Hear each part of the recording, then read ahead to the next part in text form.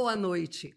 Nós estamos dando início pelos canais do YouTube e do Facebook da Diocese de Guarapuava e do Dom Hamilton Manuel da Silva, uma live de Dia de Finados, uma live formativa. O tema escolhido é o Dia de Finados e o seu significado na vida cristã e na saúde emocional. Eu sou o jornalista Céci Maciel, da Rádio Cultura FM de Guarapuava, e contamos aqui nesta noite com o apoio dos trabalhos técnicos do coordenador diocesano da PASCOM, Alisson Falcão. Essa live foi produzida pela Assessoria de Comunicação da Diocese de Guarapuava e pretende mostrar a você, querido espectador, como a fé e a psicologia podem caminhar juntas para ajudar as pessoas no enfrentamento ao luto. Então, chegou a hora de apresentarmos os nossos convidados desta noite. Eles que vão encaminhar esta reflexão e falar com você.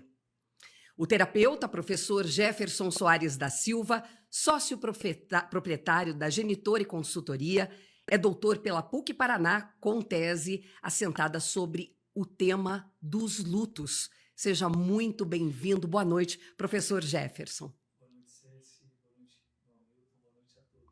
Obrigado pelo convite. E também conosco o bispo da Diocese de Guarapuava, Dom Hamilton Manuel da Silva. Seja muito bem-vindo. Boa noite, Dom Hamilton. Boa noite, Céci. Boa noite a todos os nossos ouvintes. Você que nos acompanha, lá da sua família, comunidades religiosas nos acompanhando. Que bom estarmos juntos. Boa noite, professor Jefferson. Sejamos todos bem-vindos. Que seja bem proveitosa essa live também, para que as pessoas possam compreender um pouco o Dia de Finados e também o luto. E a primeira pergunta, começo com o senhor, Dom Hamilton. O que o Dia de Finados representa para a Igreja Católica? Antes de falar do Dia de Finados de forma específica, eu gostaria de trazer a história dos finados, ou seja, dos falecidos na história da Igreja. É importante nós irmos lá no primeiro século, quando nós temos, depois de Jesus Cristo, sua morte, sua ressurreição, mais ou menos nos anos 33, mais ou menos no ano 34, nós temos o martírio do primeiro seguidor de Jesus, o chamado protomártir, que é Santo Estevão, o diácono. Mais ou menos nos anos 42, 43, a morte do primeiro apóstolo, Tiago, hoje venerado lá na Espanha, ele teria ido pregar lá, conhecido como São Tiago de Compostela. Daqui se começa a preocupação com as memórias de Jesus. Quem é que vai contar? E onde essas pessoas eram colocadas? Eram sepultadas. Aqui nós temos as catacumbas, que é o cemitério dos cristãos. São subterrâneos, temos muitas hoje, até de visitação, como a de São Calixto, 20 quilômetros subterrânea, e tem 5 camadas. É um cemitério dos cristãos. Foi cavado e ali se enterravam os mortos com todo o cuidado, com todo o respeito. Olha já o culto aos cristãos. Por causa do batismo nos tornamos o corpo de Cristo, ou configurados a Cristo. Esse corpo pertence ao céu. Então, depois da morte, já havia um cuidado especial para sepultar os mortos, o que se tornou uma obra de misericórdia. Ali dentro da catacumba de São Calixto, enorme, temos mais ou menos 80 mártires, que são os heróis das comunidades. As comunidades perseguidas tinham aqueles que morriam por causa de Cristo. Nos anos 62 a 64, são mortos Pedro e Paulo, as colunas, e os outros apóstolos ali em seguida. Então, no túmulo dos apóstolos e de mártires, outros da comunidade, há uma veneração, e daqui começa o culto aos santos, mas não só aos santos. No chamado Dies Natalis, o dia em que aquela pessoa deixou esse mundo, herói da fé, o dia que nasceu para Deus, passa a ser comemorado como o dia daquele mártir. E se visita e se reza pelos seus entes queridos. É sabido que no Oriente nós temos uma forma de descer às catacumbas e rezar pelos mártires, os heróis da fé, considerados santos, derramar o sangue pelo Cristo, mas também pelos falecidos, e se celebra nas catacumbas. Não tem claro se é a missa no Oriente. No Ocidente, sim. É celebrada a Eucaristia ainda na catacumba, no Dies Natalis, o dia da morte do mártir, e já traz os mortos, né, sendo celebrados, porque são cristãos. São cristãos, então se acredita, estão de alguma forma em Deus. Então veja, já o primeiro século, isso vai caminhando.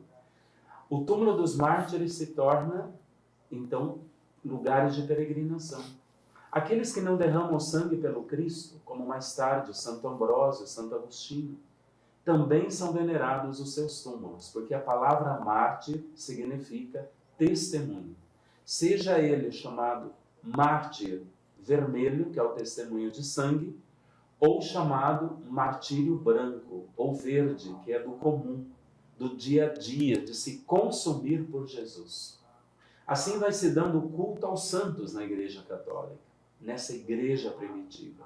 E a veneração aos mortos, que não é só do cristianismo. Todas as religiões têm a sua forma. O povo, de algum jeito, as religiões cultuam seus mortos. Mas foi mais ou menos no século XI que se efetiva um dia de finados, no mosteiro de Cluny, na França. E aí nós temos o abade Odilon, ou Dilo, né, de Cluny, que estabeleceu o dia 2 para o dia de finados, seguindo o dia 1º, que era de todos os santos. Por que finados? E passa então a ser instituída essa festa no século XI, ou essa memória, em todas as igrejas, em todo o catolicismo. Ora, a Igreja Católica, depois falaremos um pouco mais, nós cremos que quem não está no céu, a Igreja triunfante é dividida em 3 partes. São 3 partes da Igreja. A Igreja triunfante, os que já estão em Deus. A Igreja padecente é essa que nós rezamos. Os que estão no purgatório. Estão a caminho do céu, mas estão ainda se purificando, como lembra o apóstolo Paulo. Nada que é impuro ou manchado pode estar diante de Deus. Então, nós confessamos nossos pecados, sacramento da confissão. O pecado é perdoado, mas fica mancha, como uma cicatriz. E é o purgatório que purifica. O tempo é o tempo de Deus, não é o nosso. Como não sabemos o tempo de Deus, depois da morte, de purificação, então nós rezamos por elas, para que elas cheguem logo à visão beatífica, estejam em Deus. E elas não podem rezar por si, mas elas podem rezar por nós. Então, a Igreja crê que no dia, depois de celebrar toda a Igreja triunfante, nós celebramos a Igreja padecente. E a Igreja peregrina na Terra, então, reza no dia 1º, que no Brasil é no domingo seguinte, porque não é mais feriado, né? E liturgicamente, então, o dia de Todos os Santos é o domingo. Então, nós rezamos pedindo a intercessão dos santos, junto de Deus. Rezamos pedindo a intercessão dos falecidos, que estão no purgatório, podem rezar por nós. E pedimos que aqueles que ainda estão a caminho, que cheguem logo junto de Deus. Por isso, o sentido de finados, momento de celebrar, de lembrar, de fazer a memória dos entes queridos. Homenagear também. Homenagear. Professor Jefferson, e do ponto de vista psicológico, como vivenciar o luto impacta na saúde mental das pessoas? Então, acho que primeiramente é importante se pensar que existem vários lutos, né? A gente não tem muito claro essa concepção. Hoje a gente está falando da passagem de alguém, propriamente. Mas muitas vezes a dor que a gente sente nesse momento da passagem de uma pessoa de uma forma mais intensa pode ser significativo de acordo com os outros lutos que não foram vivenciados. Por exemplo, no meu campo de atuação, um laudo, uma informação genética por exemplo, que a pessoa recebe, de acordo sendo positivo, negativo, mas geralmente quando negativo, é uma experiência de luto para aquela pessoa. Lutos de relacionamentos são os mais intensos, porque quando a gente vai, por exemplo, no dia de finados, os católicos vão até o cemitério, mas quando é um luto de um relacionamento, nós encontramos, às vezes, a pessoa em vários outros espaços, então, às vezes, é um luto mais demorado.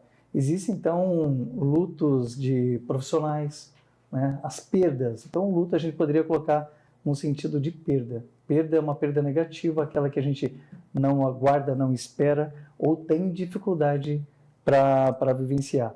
Então, esse impacto sobre a saúde mental ela estará muito concentrada nesses aspectos também. Mas quando a gente fala em impacto, não necessariamente impacto negativo, né? Poderia ser, porque quando você vivencia bem um luto, ou mesmo um luto doloroso, né, que você acaba enfrentando as situações, não necessariamente de depressão, mas que também pode chegar uma tristeza profunda, né, que pode vir a se converter em depressão, também existem vários elementos ali que podem ser positivos, no sentido de que a gente se concentra um pouco mais na nossa trajetória, na nossa vida e naquilo que é de mais essencial, né? Então, os impactos relativos ao luto, eu compreendo que eles estão na esteira de várias outras situações, também situações vividas com a pessoa em si, né, na passagem de alguém, mas a intensidade dele também vai estar concatenada com dimensões neurológicas de cada um. Pessoas que já vão ter, por exemplo, uma predisposição à depressão vão passar por um momento mais intenso e o luto pode se converter, sim, de uma tristeza, né, para uma tristeza mais profunda para a depressão. E em diante, de acordo com as características psicológicas das pessoas neurológicas, pode sim se converter em outras situações que podem ser mais intensas e caminhar para outro lugar. Mas, em síntese, a dor do luto é algo natural, algo que a gente poderia vivenciar e tentar vivenciar de uma forma até mesmo mais agradável e mais natural. Mas há dentro do luto também aspectos que vão carregar na tinta, né, da nossa história, o olhar sobre o luto, o olhar negativo que se tem sobre a morte. Ernest Becker vai escrever o livro A Negação da Morte, e nesse livro, na verdade, é uma discussão também ele desconstrói a tese de Freud e recebe o prêmio Pulitzer dentro desse contexto, e ele vai falar justamente, vai tratar dessa questão. Nós, enquanto vivos, negamos a morte. Então, aquelas pessoas que vão ter um olhar mais positivo sobre esse momento tendem a dirimir esse sofrimento. Quando não for negação, porque às vezes existe um olhar positivo que é uma negação da simples dor. Obrigada, professor. Você que está chegando agora no YouTube, no Facebook, tanto da Diocese de Guarapuava como do Bispo Dom Hamilton Manuel da Silva, seja muito bem-vindo. Nós estamos numa live formativa falando sobre o Dia de Finados. O tema é Dia de Finados e o significado na vida cristã e na saúde emocional, recebendo Dom Hamilton Manuel da Silva e também o terapeuta, professor Jefferson Soares da Silva, que é especialista também em lutos. E você pode deixar a sua pergunta aí pelo canal onde você está assistindo, que nós responderemos aqui conforme vamos conseguir. E também, além de tudo, pode deixar a sua mensagem. Agora, Dom Hamilton, como a Igreja Católica orienta os fiéis em relação ao luto, em relação à perda dos entes queridos? Com relação ao luto, tem essa visão psicológica também. Por isso que nós associamos a fé. Não dá para falar hoje de fé sem a psicologia, né? Nós temos visto que, nesses últimos anos, a consciência entre espiritualidade e psicologia praticamente deram as mãos. Então, quando eu falo de fé, eu falo de espiritualidade. Eu estou falando de situações do espírito, mas também do psíquico, que envolve o seu corpo, o seu ser, o seu cotidiano. Num primeiro momento, se nós tomarmos um tempo meio da antiga, né? Os mais antigos vão lembrar, havia um jeito de camuflar a morte. Então a pessoa ia ficar desesperada, se tomava calmante, tomava um chá para ela ficar meio abobada, para ela não perceber o momento do velório. Isso é importante, que ela vele o ente querido. E que ela vele, e que ela chore, e que ela sinta a dor. Ela precisa fazer isso de modo bem natural, para que isso traga, mais adiante, ela não vai perceber tão cedo, mas ela vai ver que isso vai ajudá-la depois a superar o chamado, quem vai falar mais é o Dr. Jefferson, né? Eu vejo um conceito de primeiro luto, que são os primeiros dias, os primeiros tempos. Depois um segundo luto, onde a saudade vai ficando. E tem um ditado que diz que é o amor que ficou, é a experiência do amor que permaneceu. Onde a tristeza vai sendo substituída por esse vazio da saudade. E a pessoa, durante o tempo, vai ajudando ela a superar e ver que a missão dela continua. Aquela pessoa não está fisicamente, não faz parte mais do seu cotidiano, mas ela está espiritualmente, junto de Deus, intercedendo por ela, e tudo que ficou de positivo. Eu sempre digo assim, olha, o que ela queria, essa pessoa, de você? Ela queria que você fosse feliz, ela queria que você estivesse bem. Então, em memória desta pessoa querida, que no amor ela partiu, ela deseja que você seja feliz, que você continue a vida, que você continue apostando na felicidade, que você não esqueça tudo aquilo que viveu de bonito com ela, na igreja, na sociedade. Esses momentos não são apenas para serem lembrados, agora devem ser intensificados de uma outra forma. Então, o luto precisa ser vivido já no primeiro momento. Este velar o falecido, a falecida, sepultar, chorar, isso é muito importante. Manifestar sentimentos. Não pode. Tem um ditado popular que dizia assim, homem que é homem não chora.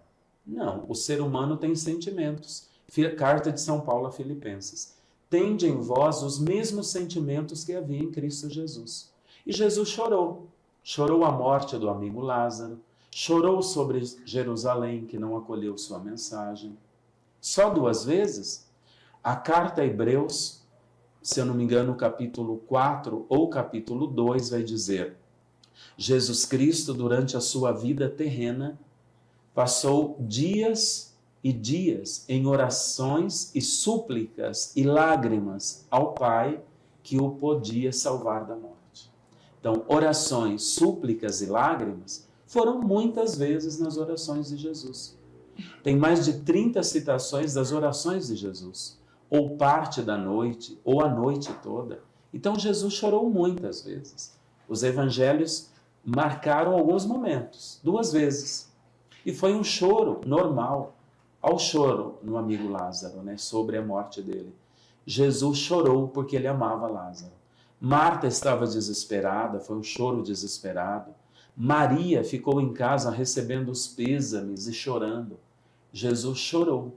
Então, chorar é manifestação de sentimentos. Deixar que os sentimentos aflorem, sem desespero, porque existe uma fé, um consolo de Deus já nesse momento, uma força. Isso é muito importante. Isso vai ajudar a caminhar melhor depois. E mais tarde vai sentir esse efeito de que a pessoa continua presente de um outro jeito. Na memória, nas orações, na Eucaristia que se consagra, isso é importante. E se eu tiver um tempinho eu vou falar disso ainda. Na Eucaristia, quando se comunga, porque se comunga não só o Cristo, mas o corpo místico de Cristo, ou seja, a igreja como um todo.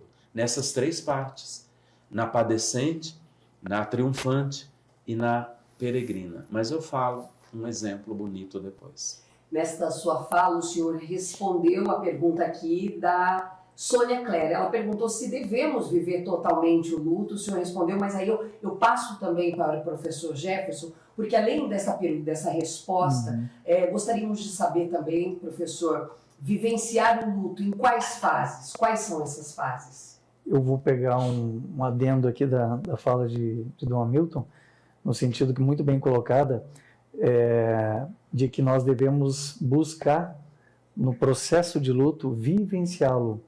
Muitas vezes, por conta do meu doutorado ser sobre esse tema, quando vão me buscar para a terapia e me buscam num luto recente, qual eu não estou atendendo, além da questão dos medicamentos que vão deixar, às vezes, letárgico ao ponto, há casos e casos, mas letárgico ao ponto de não sentir aquele momento, a própria terapia, eu entendo que, dependendo de cada caso, ela pode não ser adequada na primeira semana, por exemplo, do luto e de acordo com aquele luto. Porque mesmo a terapia pode funcionar de alguma forma como um tipo de medicamento, digamos assim, de acordo com o que a pessoa entende aquela situação e não ser tão profícuo. Há casos que não, há casos que é necessário que a pessoa esteja ali em atendimento para dar continuidade, para vivenciar bem o luto. Então, de fato, a repressão ou, de algum modo, a partir de medicamentos ou outras formas, a gente negar o luto, postergá-lo, criar celeumas, e o luto, como eu mencionei antes, é algo natural da nossa vivência, e se a gente conseguir fazer esse processo já inicial de uma forma natural, já tende a ser muito mais profícuo como lidar. E não há um tempo para o luto, é muito interessante pensar isso. Não há um tempo para se viver esse luto. O luto é uma forma muito particular e cada pessoa também expressa de uma forma particular. Tem pessoas que preferem olhar as fotos. Tem pessoas, como eu, que preferem não ver as fotos. Tem pessoas que preferem ver as datas e celebrar as datas de algum modo.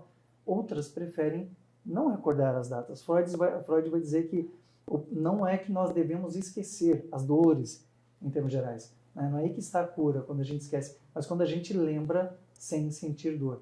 E nesse lembrar sem sentir dor existem várias formas muito particulares. Então, acho que essa mensagem é importante. Entender que a forma como o outro vive o luto, não sendo a mesma que a sua, não quer dizer também que ela não seja correta, digamos assim. É algo muito particular. O luto ele vai passar por várias fases, né? Kübler-Ross vai identificar a negação, a raiva, a barganha, a depressão e, por fim, a aceitação. Lógico, essas fases elas não vão acontecer sempre nessa ordem, não acontecerão todas, mas comumente a última delas é a aceitação. Então a negação é aquele processo, quem já perdeu alguém, talvez tenha experienciado isso. Por exemplo, a minha mãe havia falecido, né? E eu, mal súbito, alto risco cardíaco, e em 3 segundos ela veio a falecer, num dia tomando chimarrão, sorrindo com as amigas. Demorou um bom tempo para entender que, com 51 anos, né, que foi uma morte agradável. Demorou um bom tempo para entender isso. Mas eu recordo que, como para ela eu comungava muitas situações positivas da minha vida, quando acontecia algo positivo, eu vou contar... Não, ela já não está mais aqui. Então tem um tempo, um delay. E mesmo você vendo, às vezes, o corpo, você não aceita.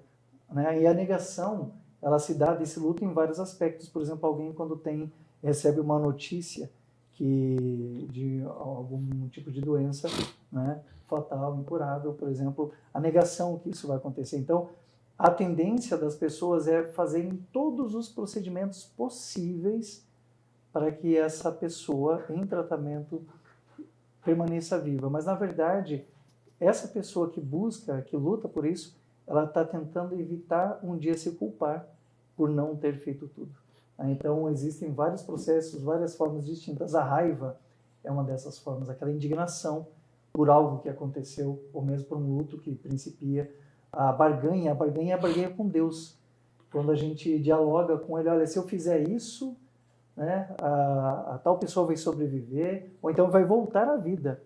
A barganha com Deus faz parte, olha que interessante, aqui é um link entre psicologia e espiritualidade. Por exemplo, a barganha, nessa relação com Deus, ou com o Ser Supremo, ou com uma inteligência, como a pessoa conceber, faz parte de um dos processos do luto. Depois a depressão, que é a tristeza mais aprofundada, mas não necessariamente a depressão enquanto algo patológico. E, por fim, a última fase é a aceitação. Então, em todos os lugares de lutos que a gente pode vivenciar, é interessante, às vezes, passar por aquilo que precisa passar. Mas é importante também reconhecer que a aceitação é um lugar saudável, que a aceitação é um lugar profícuo, que a aceitação é um lugar porque mesmo, às vezes, a própria aceitação é negada. Depois eu vou construir um pouco mais essa fala aqui. E obrigada a você que está ligado no YouTube e também no Facebook da Diocese de Guarapuava e das redes sociais de Dom Hamilton. A gente tem participação aqui de Pinhão. Eu vou fazer a pergunta, Dom Hamilton, que já lhe faria, e também já embutindo aqui a pergunta da Dona Rosa Otília de Pinhão, que está nos acompanhando. A minha pergunta próxima para o senhor seria a importância das orações para as pessoas que morreram. E Dona Otília pergunta que existe um rito, algo que os pais dela pediram quando morressem e que ela fez e que ela quer saber da igreja o que acha disso, o acender 7 velas e colocar uma fita preta nas 7 velas, as orações pelos 7 dias, pelas 7 velas, e lhe pergunto ainda sobre as orações para as pessoas que morreram, a importância delas. Muito bem. Para que nós compreendamos esse pedido da igreja, primeiro nós precisamos ir à Sagrada Escritura. E é preciso também, eu não estou aqui para dizer que é o proselitismo, nem desmerecer qualquer outra crença ou religião ou igreja, mas apenas para afirmar, já que é uma live católica, eu sou bispo e vamos dar a resposta dentro da doutrina católica. Na questão da doutrina católica, nós não reencarnamos, né? Nós não reencarnamos. Por quê? Porque nós cremos que houve uma redenção. Então eu não preciso voltar para purificar o karma, que seria a alma, né?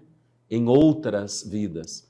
Se Jesus Cristo é Deus, não foi apenas um homem, mas foi humano e divino sempre eterno, humano durante 33 anos, mais ou menos, mas continua eterno porque morreu e ressuscitou, é Deus, e Ele perdoou nossos pecados.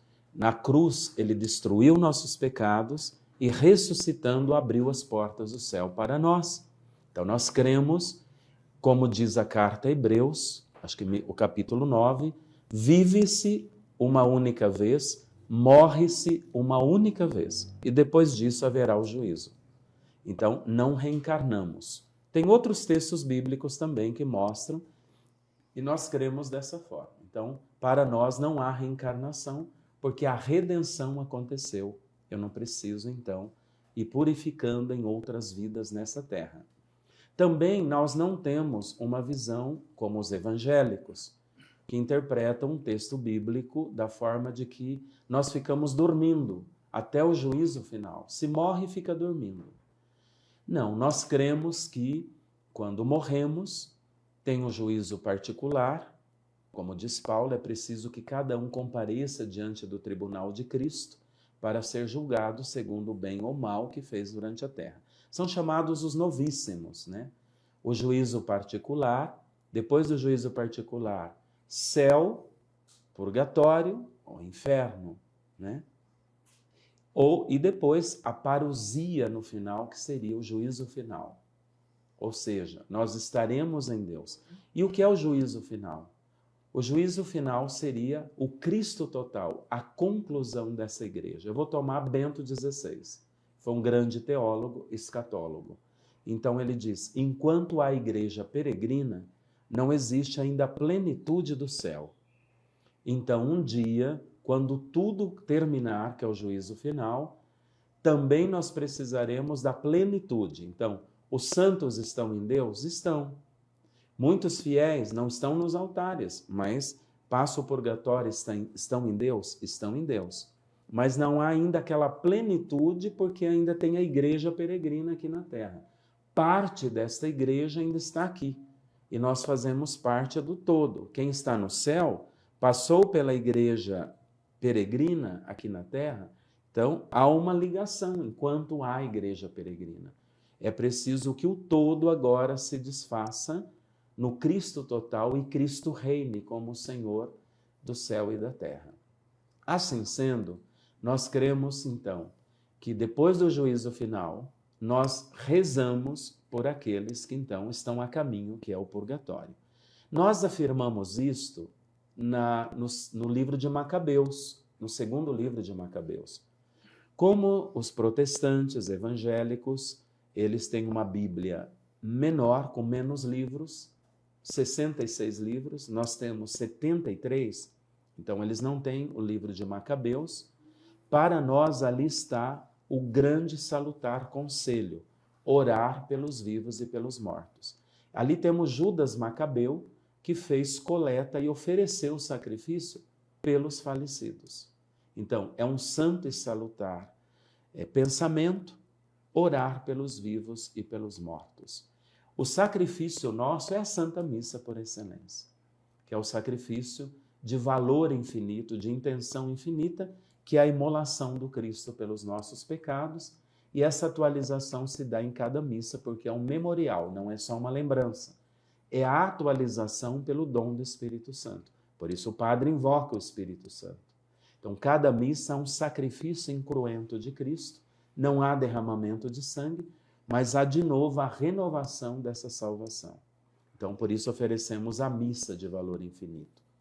Santo Agostinho dizia assim, que foi padre e bispo, ali no final do século IV, início do século V. A lágrima, ela evapora, é sentimento. As flores para os mortos murcham.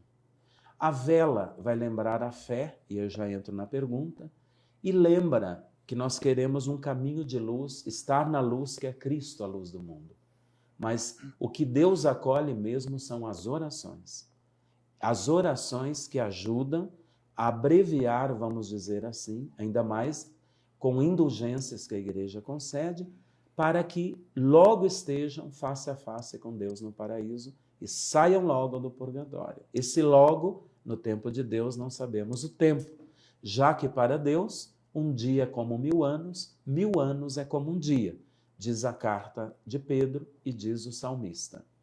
Essa tradição de queimar 7 velas, fita preta, aqui precisa ver se está ligado à superstição, que às vezes a gente não sabe de onde veio, mas um vai passando para o outro, uma tradição de família, dos avós, bisavós, ou se tem a interferência do espiritismo, do kardecismo, ou de cultos afros. Aqui nós não sabemos, eu não saberia dizer.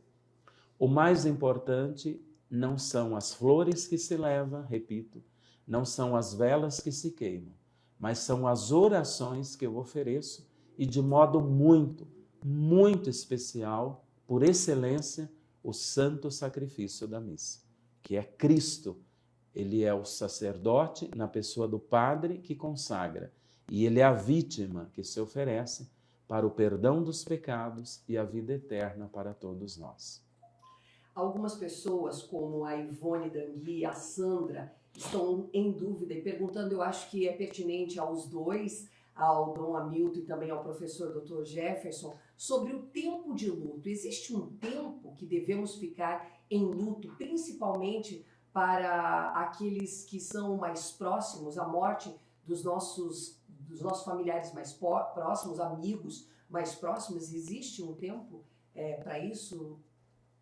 Então, eu de algum modo já tinha respondido essa pergunta no sentido de que o luto é algo muito particular, não há um tempo exato para se vivenciar, a forma como que se vivencia, e é muito subjetivo, quer dizer, é muito relativo a como a pessoa compreende a vida, como compreende aquela pessoa, quais traumas, às vezes, ou situações vivenciou com aquela pessoa que fez a passagem, as questões de culpa, assim, talvez um cuidado quando nós podemos perceber que ele se estende, é complexo falar isso, mas se estende demasiadamente. O que seria isso?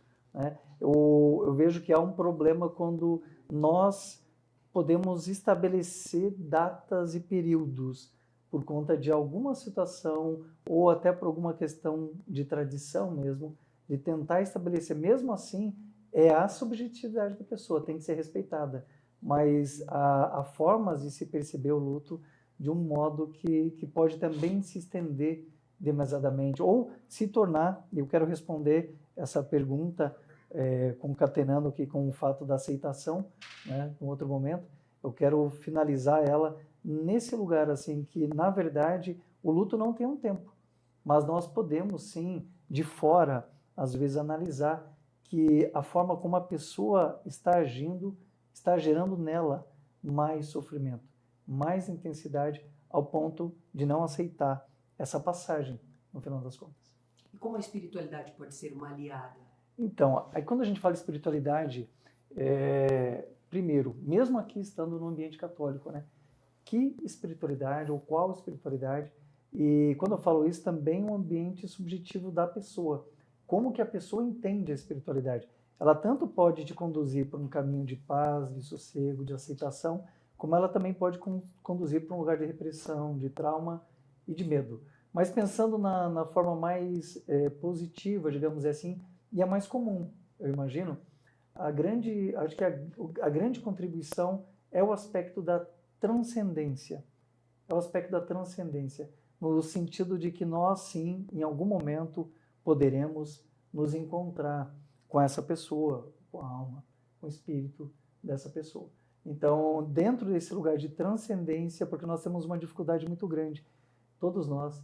Eu trabalho muito com superdotados e dentro do campo da neurodivergência mais amplo, há uma dificuldade muito grande, se frustra muito em lidar com limites, né? E a morte, a passagem, é algo que literalmente aquela frase simples, mas que é muito real, quase que popular. Quando a gente nasce, a única certeza que temos, entre aspas, é que iremos morrer. Mas a gente passa a vida negando esse momento, e a partir disso nós vamos ter, então, quase que uma dificuldade por não entender esse limite. Por quê? Primeiro ponto, a negação da morte de novo. Então eu recordo mesmo antes de fazer o doutorado, como meus pais faleceram cedo, de algum modo eu tinha uma maturidade e era muito mais tranquilo para eu falar sobre isso. E quando eu iniciava esse assunto, em algum contexto de família, algumas pessoas se motivavam a conversar, mas percebi que de repente, em algum momento, um parava, outro parava, parecia que iria agorar. Então, um dos problemas, né, que a gente lida com a morte nesse ponto da negação é porque nós não falamos, e tudo, por exemplo, na terapia, o que mais acontece é falar. E falar é curativo. Falar é curativo. Então, a gente não fala sobre a morte, a gente tende a não querer falar porque parece que aproxima. É o contrário. Tudo aquilo que a gente não fala, não processa, não pensa, a tendência é depois a gente sofrer mais quando acontecer. Então, na terapia mesmo, eu fico surpreso de perceber em várias outras situações também, não somente do luto, que o quanto que o falar é curativo, absurdamente curativo. Como é que muda contextos, como é que muda situações. E mesmo estudando, e mesmo atendendo e ficando muito surpreso, eu dialoguei com a minha esposa sobre isso uma vez e ela falou assim, e o verbo se fez carne. E o verbo se fez carne. Então, falar é algo profundamente curativo. Então, dentro desse contexto, como que a espiritualidade pode ajudar? Por exemplo, nesses contextos, nesses momentos que a gente vive, o dia de finados, em outras situações, também dentro do campo religioso, aqui a religiosidade também pode auxiliar. Então, o dia de finados não é necessariamente um dia tétrico. Essa é uma complexidade. Às vezes nós percebemos esse dia e também podemos aceitar essa dor, mas não é necessariamente um dia tétrico. Lá na Suécia, no tempo que a gente morou na Suécia, como grande parte deles são protestantes, no dia, né, dessa comemoração, no cemitério são acesas várias velas, e é algo extremamente bonito, estético, agradável, e não fica esse pesar, às vezes, que a gente carrega, por exemplo, em algumas culturas aqui dentro do Brasil, dentro da nossa cultura. Então, o dia de finados, eu quero colocar, é um ótimo momento para a gente tentar experienciar os aspectos positivos entre espiritualidade e luto. Não que a gente deva tentar olhar de uma forma positiva e forçada, não. Olhar de um outro jeito, por um outro prisma. Porque geralmente a gente vai carregando os traumas, a forma como o mundo enxerga a morte ou o dia de finados, por exemplo. Mas a gente pode entender que a gente faz essa ressignificação e podemos olhar esse momento mesmo, especialmente, de um modo completamente distinto. Dom Hamilton, de que maneira as celebrações no dia de finados fortalece, né, a esperança na ressurreição cristã? E ainda, complementando algumas dúvidas das pessoas que estão nos assistindo, se é preciso ir até o cemitério no dia de finados e participar dessas celebrações que acontecem geralmente dentro do cemitério. Olha, como o professor já lembrou, essa expressão, os sinais, os gestos, eles são importantes. A saída de casa e a visita ao cemitério, nem todos gostam, né? Porque talvez tenha essa dificuldade de lidar com a morte. E talvez não ficou bem curado nesse luto de entes queridos muito próximos, a esposa, o esposo, um filho, o pai e a mãe. Então tudo isso é muito difícil ainda de lidar. Então tem muita gente que protela a ida ao cemitério. Por isso, a cura desse luto expressa também naquela serenidade de ir ao cemitério, né? Ir ao túmulo, chorar. Depois da primeira vez, isso vai se tornando algo mais normal. Todo aquele desespero, talvez, de uma primeira vez, depois isso vai amenizando e se torna curativo. Lá dentro, ela começa a olhar diferente, encarar diferente a ida ao cemitério. Não é que o católico ou o cristão precisa ir ao cemitério. Me parece que é algo muito espontâneo, né? A não ser que você não consiga caminhar, está impossibilitado de uma ou outra forma. Mas há um desejo de visitar o cemitério.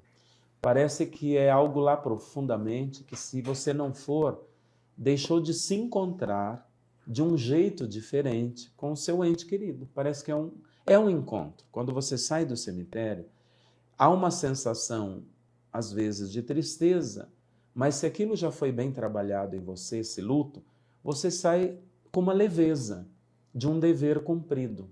Parece que visitou aquela pessoa de um outro jeito. Não é como visitar um amigo, um parente, até uma pessoa enferma, que é doloroso, mas você visita e você ali é sinal de esperança. Essa esperança, ela vem na medida em que você sente o consolo. Porque com o passar do tempo, se você é uma pessoa de fé e você reza, isso tudo vai curando. Porque você vai, não diria compreendendo, mas você vai acolhendo que a vida é dom de Deus. E só Deus é o Senhor da vida. E Ele conhece a sua história, o dia do seu nascimento, o dia da sua partida. Aqui eu não gosto de ver como destino. No cristianismo, no catolicismo, a palavra destino parece algo traçado, não combina muito aqui. O que nós temos concretamente é: Deus tem um plano de amor para você. Mas Deus, dentro do seu livre-arbítrio, você faz escolhas. Eu costumo comparar como um roteiro de novela. Então, o autor da novela já escreve mais ou menos o esqueleto de uma história e apresenta e passa. Só que durante o andar da novela, isso vai se modificando, muitas coisas vão acontecendo. Às vezes até morre um personagem antes da hora, e por aí vai. Então, eu gosto da carta de Paulo a Efésios, no capítulo 1, versículo 4. Antes da criação do mundo, olha só, antes das coisas criadas, não é antes de eu existir no ventre da mãe, como diz a Jeremias. Antes que você fosse formado no ventre da tua mãe, eu te conheci e te consagrei. Mas vamos mais distante, para trás. Efésios 1:4. Antes da criação do mundo, Deus nos elegeu, nos escolheu em Cristo, no amor, para que fôssemos santos e imaculados. O projeto de Deus é de santidade para cada filho e filha. Mas como há o livre-arbítrio, a pessoa pode escolher ou a vida ou a morte, porque você só tem aqui uma bifurcação. Se você escolhe a vida, viverás, escolhe a morte, morrerás. Quando escolhe a vida, é um caminho de santidade. Escolher a morte é entrar em caminhos errados, escolhas erradas, consequências virão. E consequências boas virão quando você escolhe a vida. Por isso é muito claro e concreto no dia a dia a vivência de Deuteronômio, quando fala assim, né? Somos frutos das nossas escolhas e escravos enquanto consequências dessas escolhas. Então, a esperança, ir ao cemitério, fazer sua oração, acender a vela, deixar flores, é o mínimo que se pode dar a quem não está mais fisicamente. Mas há uma esperança de que está, de alguma forma, em Deus. E se não está, está para chegar lá. E nesse gesto, sobretudo da oração, como eu lembrei, vai ajudar a pessoa a se aproximar. Isso alimenta a esperança, então, na ressurreição, a vida em Deus. Edelmira faz uma pergunta ao senhor, Dom Hamilton. Pede, aliás, para o senhor explicar o sentido da missa de sétimo dia. Olha, aqui tem um costume, tem de alguns povos, que ao morrer, não entra ainda no costume judaico, o cristianismo vem do judaísmo, mas sabemos que há um contexto de alguns povos que a alma, depois que a pessoa morria, e aí uma influência grega, né, de corpo e alma, que influenciou muito, inclusive Santo Agostinho vai cristianizar o Platão, essa coisa corpo e alma, enterra um corpo, vai uma alma. Então, que a pessoa morria, mas a alma não ia imediatamente para Deus, ou seja, uma parte dela ainda parece que ficava meio perdida. E se dava mais ou menos dentro de alguns dias, 5, 6, 7 dias. No contexto cristão católico, o 7 é o número perfeito. Por que é o número perfeito? Jesus fala 70 vezes 7. O 7 aparece muitas vezes. 7 por quê? Porque 3 é a trindade, então é céu. 4 é a terra, são os 4 pontos cardeais, os 4 elementos que identificam a terra, né? Terra, ar, fogo e água. Então, 4 é terra, é a dimensão sensível, visível. E 3 é céu. Quem uniu 3 ou juntou, né, somou 3 com 4 é Jesus Cristo. Quando o 3 desceu à terra na encarnação, Jesus somou, elevando o 4 à condição de céu. Então, diz Santo Agostinho, Deus se fez humano para que o humano se fizesse divino. Então, Jesus, o 3, somou-se ao 4. O 4 foi elevado à condição de céu. Então, 3 mais 4, 7. Como 7, então, seria a plenitude de estar em Deus? Pode ser que não, mas a missa de sétimo dia é como se dissesse, até o sétimo dia há um luto mais profundo, há uma ausência, uma dor mais profunda. Mas no sétimo dia nós rezamos, oferecemos o sacrifício da missa e aí parece que dá aquela ida para Deus, porque é o número da plenitude. Então aquilo que era corpóreo, humano, está lá.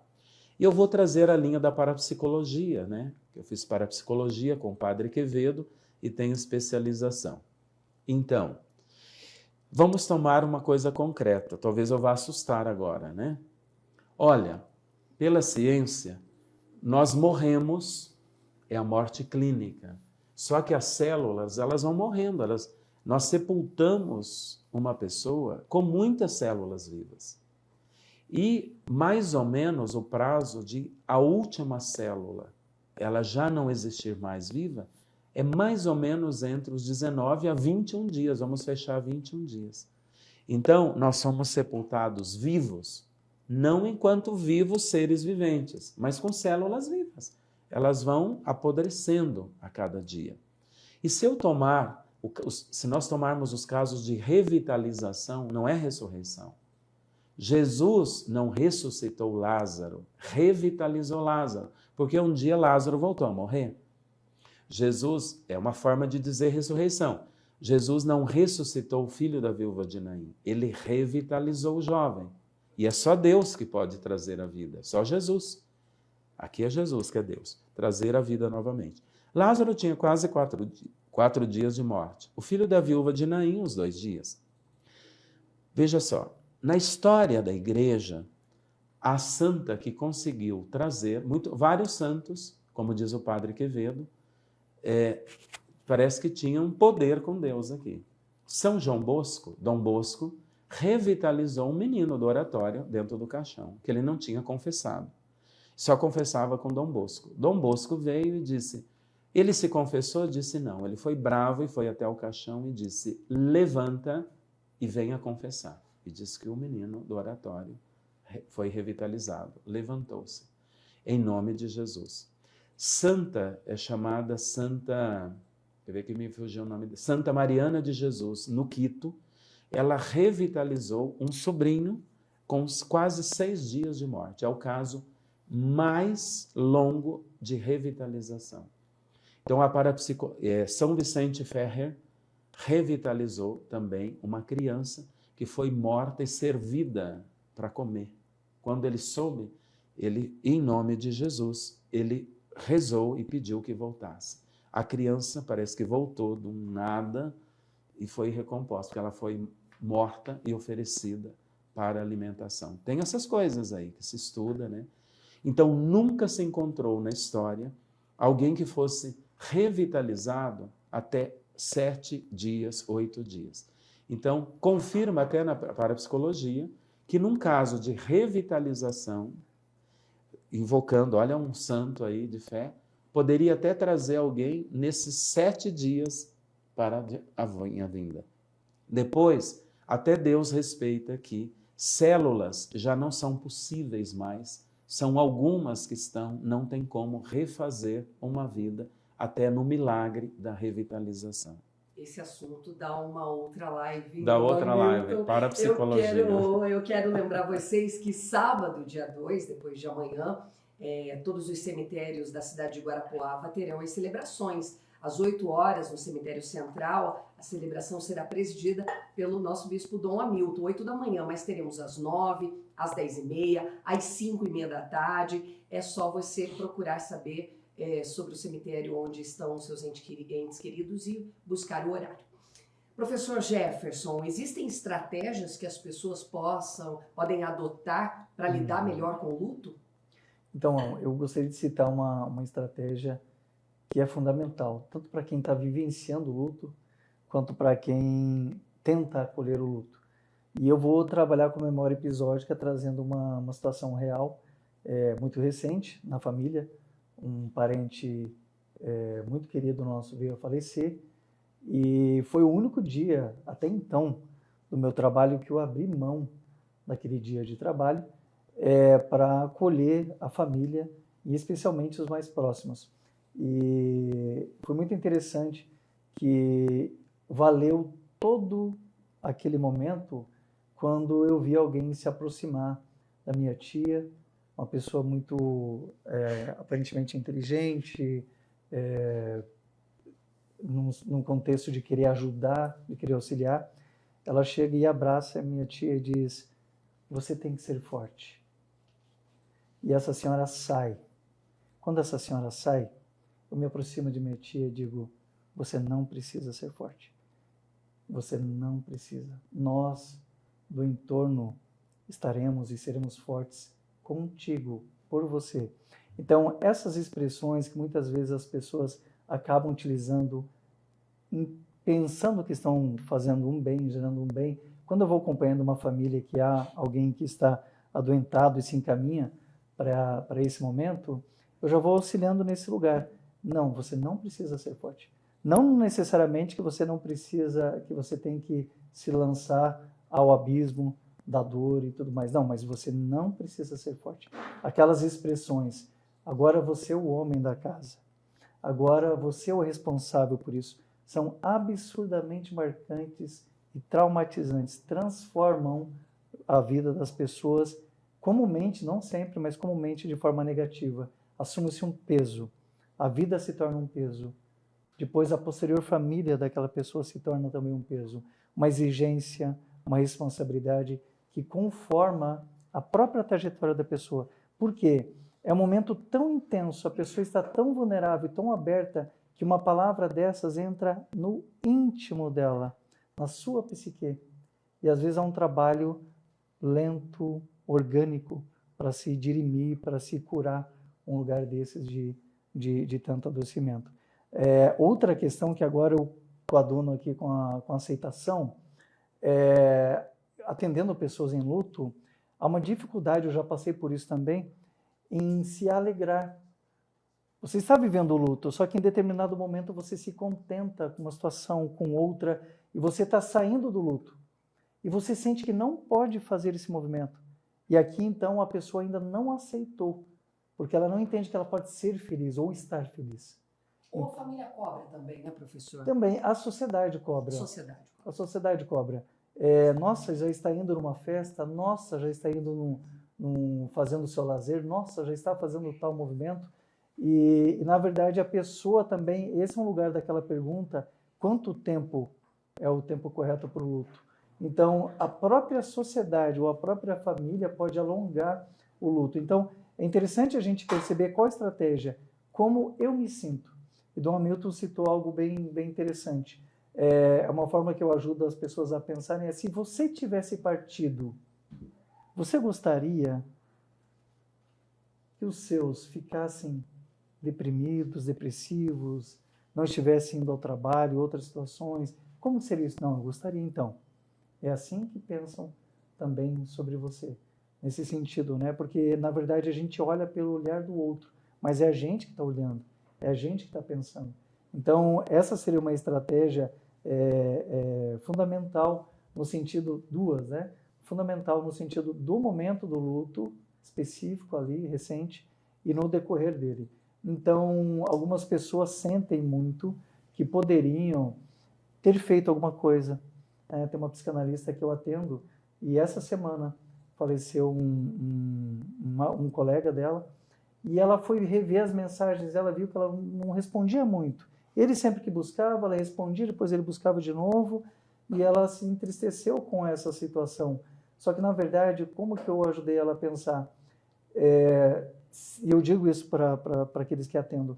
Se a pessoa que partiu voltasse, e você soubesse que ela vai ficar 1 ano contigo, no momento que ela partir, você ainda vai sentir que poderia ter feito. Outra coisa, se a gente se concentra numa pessoa, fazer tudo por ela, como é que a gente vai fazer com os outros? Então, é algo, a culpa, na verdade, eu denomino como joio, né? Ela sempre vai existir. Quando criança, por exemplo, olha que interessante, quando acontece um acidente de carro, com uma criança dentro do carro, às vezes ela pode encostar a mão na frente do banco e a babá, por exemplo, está sem o cinto, e a babá bateu a cabeça, mas não tem nada a ver, porque está sem o cinto. Um carro atravessa a preferencial e bate no carro da mãe. A criança pensa, a última coisa que eu falei foi isso que tirou a atenção da minha mãe. Quando, na verdade, eu vejo quão recente é esse tipo de culpa que a gente sente, quer dizer, quer encontrar uma resposta, mas uma resposta negativa em nós. Muitas crianças não verbalizam situações assim, às vezes em atendimento, ou brincando principalmente com os pais, é possível se perceber se isso aconteceu. Então essa culpa, ela sempre permanecerá conosco, mas ela não faz sentido. Então a culpa enquanto joio não pode crescer mais que o trigo, que é a esperança. Então sempre que a gente perceber situações de luto reais da passagem de alguém nesse formato, ou outras situações de luto, quando a gente percebe que o joio, né, ele está maior que o trigo, aí é uma problemática. E aí sim a questão de se verificar o tempo de luto, aí sim a questão de verificar como que essa pessoa está vivenciando o seu luto. E algo muito importante, sim, como o Dom Hamilton já citou aqui no início, e é fundamental hoje buscar orientação psicológica, psicoterapêutica e também religiosa. É uma tríade, um conjunto que se conforma hoje para situações muito mais intensas da nossa sociedade, que é muito mais célere e não temos tempo. Mas olha que interessante, uma outra forma que acontece natural é, quando nós perdemos alguém, e onde eu moro hoje recentemente, é onde passa o cortejo. E o cortejo me lembra, muitas vezes, da passagem. Só que quando nós estamos no cortejo, parece um pouco agressivo, porque a gente vê as pessoas vivendo. Então, se é uma pessoa muito próxima de nós, a gente passa e parece que ninguém está dando atenção. Como que estão vivendo? Só que esse próprio movimento da vida que faz com que a gente saia do luto. Então, se de estar demasiadamente por tempo, né, do trabalho, às vezes não é muito interessante, distar-se de atividades práticas, de prazer, de lazer, também não é adequado. Então, o próprio movimento da vida pode nos engolir, espero que de uma forma saudável, porque também pode, se for célere demais, acaba reprimindo o luto.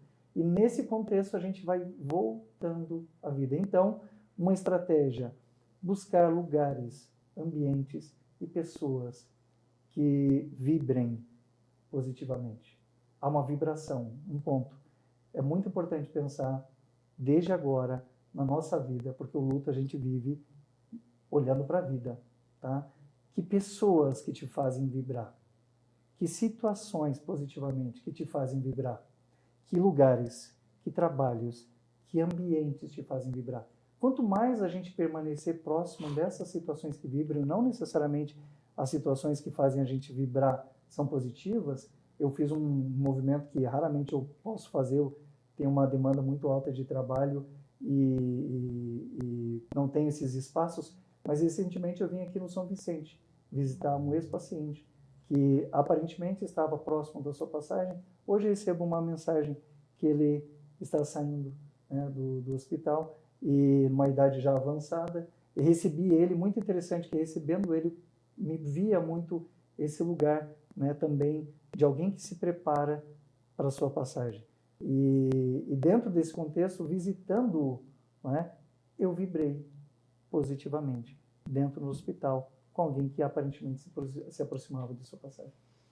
Bacana. Agora, para ambos, estamos já na reta final, obrigada desde já para você que está acompanhando a gente, mas pergunto para primeiro Dom Hamilton, como a fé, Dom Hamilton, e a psicologia podem caminhar juntas para ajudar as pessoas a enfrentarem o luto? Se a psicologia trabalha o psíquico, a psique, né, a mente da pessoa, claro, e vai trabalhar o coração, e vai trabalhar o ser, a fé, ela vai trabalhar o espiritual, e o espiritual, ele tem uma resposta no corpo, na mente. Hoje nós vemos essa unidade, né, muito grande, né?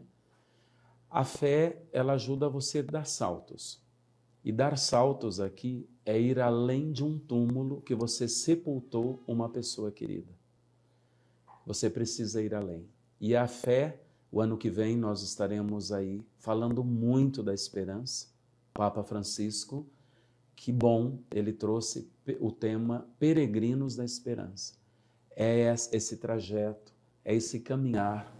Ele sempre diz assim, não estacione, não pare, caminhe. Então, eu não posso estacionar, não posso ficar como cego à beira do caminho. Ou porque quero, ou porque alguém me colocou. Vamos levantar e vamos caminhar. E a gente caminha, quem tem esperança, consegue olhar além do que aquilo que lhe é dado. A fé, eu vou usar uma expressão assim, a fé é crer. Eu creio em Deus, eu creio na vida eterna, creio que ressuscitou, então está em Deus. Então a fé é estática. A esperança, ela é o movimento da fé, ela me faz movimentar. Então, eu creio que meu ente querido está em Deus. Eu vou à igreja, se não dá para ir ao cemitério, eu vou à igreja e vou participar da Santa Missa. Ou se não deu, em último caso, podemos falar também, concluindo, depois das indulgências, né? Aplicada aos falecidos nesse dia. Então, mas eu vou rezar um terço, eu vou rezar a via sacra, eu vou oferecer na intenção, alguma coisa, tá? Mas aqui já é o movimento da fé, que é a esperança, porque eu acredito que de alguma forma Deus vai acolher o que eu estou fazendo, o meu gesto, o meu sacrifício. Até vamos tomar os santos, né? Eu estou com sede, mas não, por uma hora eu não vou tomar água. Eu vou oferecer esse sacrifício para o falecido, uma alma de um falecido que está no purgatório, tal, oferecer aos falecidos. E por aí vai. Então, a esperança é que eu creio em algo mais que essa terra não me possibilita eu chegar. Porque eu vou ao cemitério e eu vejo um túmulo, parece que ali acabou tudo. Mas no momento em que eu rezo, nesse momento eu acendo uma vela, ali eu estou expressando, eu estou enxergando além. Eu não tenho como visualizar, mas eu sei que há algo, como diz o apóstolo Paulo. Nem os ouvidos ouviram, nem os olhos viram, nem o coração humano pode imaginar o que Deus preparou para quem o amou na terra. Deus é amor, e Paulo lembra que fé me leva à dinâmica dessa fé, a mostrar e a enxergar além, esperança. E quem tem fé e esperança, ela age com a caridade ou na caridade. Então, a expressão última da fé e esperança é a caridade. E Paulo diz, essa é a maior, porque Deus é amor, amor é caridade, e é no amor que nós estaremos. Então, é importante vivenciar esse dia de finados de alguma forma. Vai fazer bem para você e nós cremos que vai fazer bem alguma expressão que você faça, principalmente oração, por aqueles que estão e precisam estar em Deus.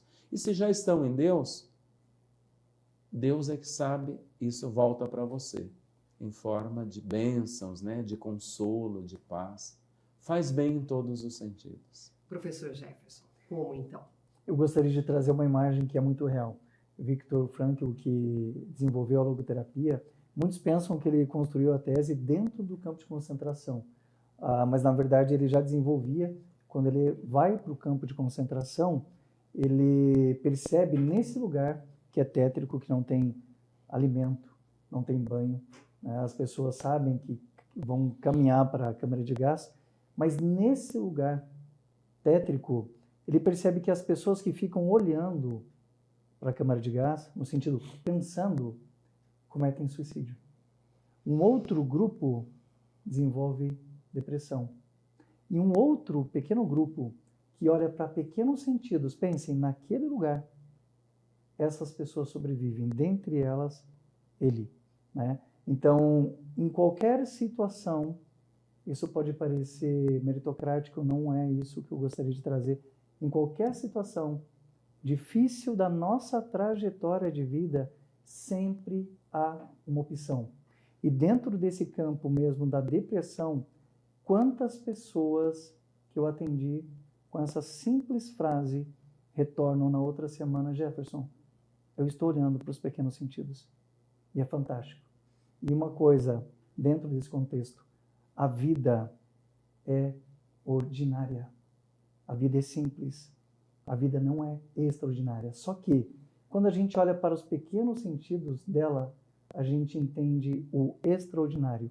Então, quando a gente vivencia o luto, muitas vezes a gente faz um movimento de olhar para lugares simples, pequenos, como as crianças. Sede como as crianças. E nesse lugar, meu filho faz muito isso comigo, 6 aninhos. Com esse olhar de criança, a gente vê o que é de fato real, necessário. Pessoas em fim de vida não lembram muitas vezes das grandes coisas que construíram, dos lugares altos que ocuparam. Sinceramente, eles lembram da grama num dia de sol, eles lembram de uma boneca quando a mulher era uma criança, eles lembram de abraço, afeto, algo que eu estudo, que é a expansão de consciência, experiência de quase morte, estudo na neurologia da física de pessoas que partem e retornam em vida, partem, tem uma parada cardíaca e retornam, e com memórias muito vívidas desses lugares, desses ambientes. Aí eu lembro uma pessoa que não que eu atendi, atendo algumas dessas pessoas, que ele construiu um verdadeiro império nos Estados Unidos e ele viajou para um outro país. Nesse outro país ele comprou uma moto. Imagine, moto, legislação de um outro país, sofreu um acidente e veio a falecer. E quando ele volta à vida, ele diz, a única coisa que eu vi não foi nada do que eu construí, foi como eu tratei as pessoas que passaram por mim nessa vida. E como lá não tem tempo, não tem limite, se vê isso tudo de uma vez só. Então, aqui eu estou associando, né, fé, psicologia, psicoterapia, filosofia, ciência, teologia. Então, dentro desses lugares tão ramificados, porque na verdade nós que somos cartesianos, está tudo junto. Fé, psicologia e essas outras ciências que eu menciono, elas fazem parte de um organismo só. Se nós conseguíssemos perceber isso, nós teríamos uma vivência da vida e da morte muito mais agradável. Não é nada dicotômico. Veja, a morte parece um corte. Quando a gente começa a entender que tudo é orgânico, nem a morte é um corte. nem a morte. É o início, é a continuidade de uma trajetória. Então, dentro desse lugar, que é a nossa mente, que é a nossa psique, que é a nossa alma, que é o nosso espírito, demos o nome que quisermos. A gente precisa dar nomes. Demos o nome que quisermos. Mas é fundamental que a gente entenda quem somos nós, como a gente vive, para a gente conseguir viver do nosso jeito o luto, do nosso jeito a vida. Professor Jefferson, muito obrigada. Estamos chegando no final da nossa live informativa e obrigada por ter participado, por ter trazido para a gente tanto conhecimento. Sua mensagem final. Eu gostaria que aquelas pessoas que nesse momento, né, por conta do Dia de Finados, sentem de uma forma mais intensa no seu coração a dor da passagem, que elas simplesmente sintam. E deixem esse sentimento se espraiar. Tocar os lugares mais importantes da sua trajetória. Obrigada. Dom Hamilton, obrigada por participar com tanto conhecimento, tantas pessoas nos assistindo, tirando as dúvidas e talvez acalmando o coração para chegar perto desse dia que, claro, o luto é uma dor de todos os dias, mas que no dia de finados é relembrado os momentos de maior dor. Obrigada por ter participado e a sua mensagem final. Morre-se bem quem vive bem. Se eu não me engano, é da Elizabeth Kübler-Ross. Eu gosto muito de lê-la. E meu professor foi o Blank, grande professor que deu escatologia.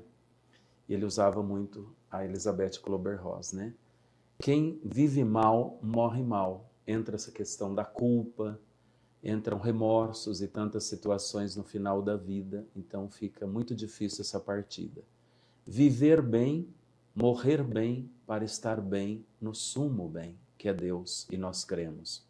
E aqui eu trago uma fala, a gente nunca sabe se é de São Luís Gonzaga, esse exemplo rápido, ou é São Domingos Sávio, mudam os santos, parece-me que são jovens, olhando aqueles jovens assim, ou São Domingos ou São Luís, não sei, que estava sempre rezando, compenetrado, já os colegas o viam como santo. Um dia estava num lazer, vamos dizer, jogando bola.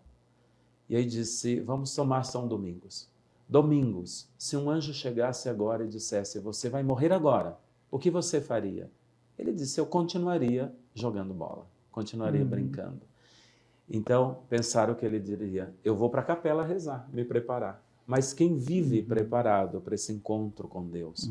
Bom, nunca temos a certeza de que estamos preparados. Mas a fé, a vivência, a prática da religião, essa vida de comunidade, igreja, palavras, sacramentos, caridade, amor a Deus, amor ao próximo. Deus está presente no outro. E tudo que você estiver fazendo para o outro é para mim. E não ficará sem recompensa, disse Jesus. Até por recompensa, diz um autor, me fugiu agora o nome do autor, é de um livro, o que queremos dizer? Continue que já vai aparecer. Ele dizia, até por recompensa Deus salvará algo em nós. Se você fez por amor, por causa de Jesus presente no outro. Né? Juan Luís II. Então, até por amor. Jesus diz isso. Deus quer até me salvar por recompensa se eu faço algo gratuito para o outro. E o segredo da vida é servir. Quem não vive para servir, o Papa Francisco repete sempre, né? Não serve para viver, não descobriu o segredo de viver e viver bem, leve e feliz. Ajudar as pessoas, colocar os seus dons a serviço e fazer isso com leveza e gratuidade, nem esperando recompensa para aquele que quer até me salvar por recompensa se eu fizer algo para o outro, vendo no outro a sua pessoa, que é Jesus. Né? Isso é importante. Então, viver bem, com esse compromisso no amor e por amor, para que nós possamos entrar no pleno amor. E aí Santa Teresinha diz, já não morro, agora eu entro na vida. Ou seja, eu deixo um amor nessa terra para entrar no amor ilimitado, que é o próprio Deus. É entrar para experimentar numa outra dimensão. E só finalizando essa mensagem, eu deixo também a questão das indulgências. Muitas pessoas perguntam. No dia de finados, as indulgências são aplicadas aos falecidos. Como nós podemos lucrar para um falecido? E você pode oferecer. Então, é importante, a confissão não precisa ser no dia, pode ser alguns dias antes, agora só nos resta amanhã, sexta-feira, pode ser também alguns dias depois, mas na intenção do descanso eterno daquela pessoa, né? Confissão, participar da missa, comungar nessa intenção e rezar, de preferência no cemitério, na intenção daquela pessoa, né? Algumas orações e oferecer, rezar um Pai Nosso, uma Ave Maria nas intenções do Papa, né? Nas intenções do Papa Francisco. A gente diz rezar nas intenções do Papa. No comum é rezar um Pai Nosso, uma Ave Maria e um Glória, ou outras orações, mas nas intenções do Papa. O que é a indulgência? Eu vou repetir um pouco de antes. Fica a mancha do pecado, o pecado foi perdoado, a cicatriz para o purgatório. A indulgência, esse presente que vem através da igreja, é já tirar essa cicatriz para que se apresse, né? O estar no descanso eterno junto de Deus. E o artigo que eu escrevi agora na revista é Descanse em Paz, para o mês de novembro. Sempre me inquietou essa frase, mas você vai ler a revista da Diocese do mês de novembro.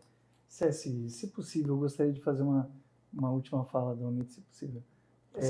Em verdade, eu tenho uma compreensão muito clara, atendendo e trabalhando e estudando, e de uma forma muito intensa. Não sei como é que as pessoas podem compreender isso, mas a morte não existe. Nós podemos sentir o peso, né, da passagem de alguém, mas a morte em si, ela não existe da forma como nós compreendemos.